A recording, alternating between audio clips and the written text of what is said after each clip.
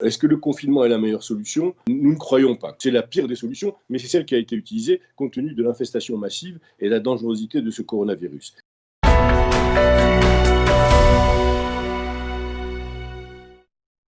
Nous allons en parler de manière plus focalisée, plus massive avec le docteur Josriane Jo. Bonjour, Boker Tov. Bonjour Daniel, bonjour à tous vos auditeurs. Merci d'être avec nous ce matin. On a une question à vous poser. Comment expliquer que le gouvernement soit à deux doigts de voter en faveur d'un troisième confinement apparemment total, général, alors que parallèlement se déroule cette campagne nationale de vaccination? Expliquez-nous ce paradoxe. Le paradoxe, c'est que en même temps qu'il y avait cette augmentation que nous craignions, était prévue l'arrivée de la vaccination. Donc,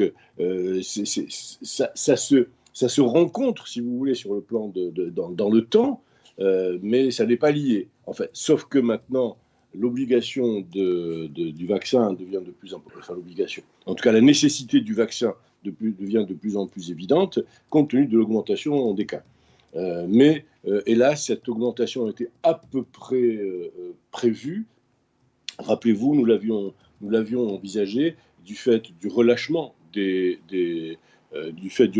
donc des consignes de sécurité générale. Et de l'ouverture des commerces et de toutes les mesures qui sont prises. Exactement. Et puis surtout c'est toujours cet accordéon dont Netanyahou parlait au début de la crise, hein, revenir sur essayer de fermer, rouvrir, fermer, rouvrir. Est-ce que finalement, on ne s'est pas égaré? Est-ce qu'il n'aurait pas été préférable d'aller jusqu'au bout, une fois pour toutes, puisque c'est prouvé que seul un confinement permet de neutraliser le virus, une fois pour toutes, à la fin du second confinement, même en tenant compte des difficultés économiques, parce qu'elles vont elles vont être à nouveau présentes là pour les centres commerciaux, les Israéliens, les indépendants.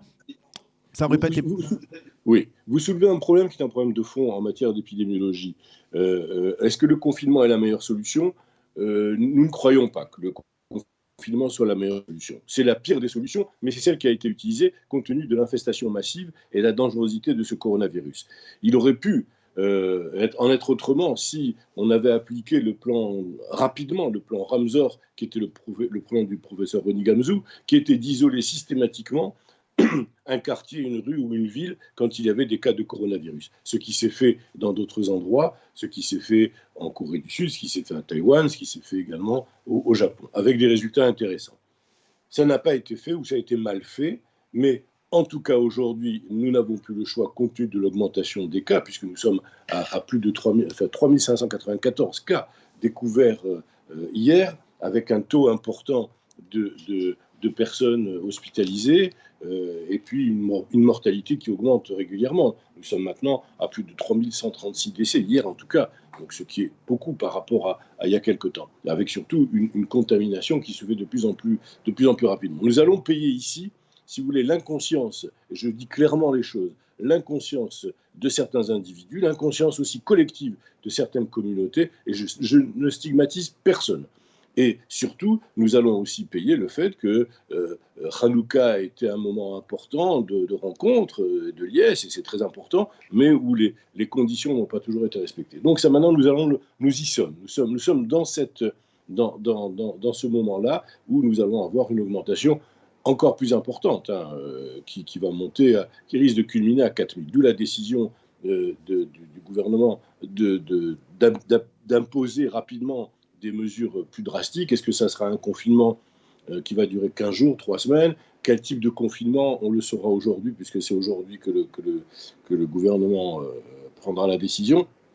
Mais c'est vrai, et vous avez raison de le signaler, on a eu l'impression, et on a l'impression parfois dans le public, qu'il y a que la gestion est un peu erratique et qu'on ferme, on ouvre, et que le gouvernement essaie de s'adapter à chaque fois à la nouvelle situation. Mais c'est vrai aussi qu'il y a parfois des décisions qui ont été bizarres, des décisions très bizarres qui ont été prises, que le public n'a pas compris, qui a entraîné dans le public des manifestations de colère. Et on risque d'avoir encore aujourd'hui et dans les jours qui viennent si des conditions drastiques sont imposées, des manifestations de désobéissance civile. Ça a été annoncé par un certain nombre de responsables de commerce et de grandes chaînes commerciales, ce qui posera un problème. Alors, on peut continuer la campagne de vaccination nationale et quel va être, à quel moment, par exemple, dans les prochaines semaines, on pourra dire la campagne de vaccination a un impact, on va dire, plus important, positif que le confinement? Alors, on doit continuer la campagne de vaccination. C'est une obligation maintenant. Nous sommes dans les tuyaux. C'est une campagne qui a commencé il y a quelques jours, massivement. Les Israéliens ont adhéré à cette campagne. Rappelez-vous, il y a quelques semaines, il y a une quinzaine de jours, il n'y avait que 35% des Israéliens qui voulaient se faire vacciner. Aujourd'hui, il y en a plus de 65%. Donc les Israéliens sont convaincus aujourd'hui de la nécessité de se faire vacciner. Il y a 2 vaccins, je vous le rappelle. Il y a un premier vaccin, et puis un autre vaccin à 21 jours. Et donc, cela veut dire qu'il faut attendre après encore 21 jours pour commencer, et une semaine après, en fait, pour avoir l'immunité totale. Ce qui fait que la vaccination ayant commencé maintenant, elle est massive. Hein, plusieurs milliers de personnes se font vacciner tous les jours. Nous pouvons espérer qu'à la fin du premier trimestre 2021, on commence à avoir des résultats intéressants en matière de sécurité sanitaire. Alors, Joe, une dernière question, parce qu'il nous reste 1 minute à peine. C'est lié, bien entendu, à la campagne électorale, puisqu'on va vers de nouvelles élections. La fin du premier trimestre, c'est exactement quasiment la date des prochaines élections.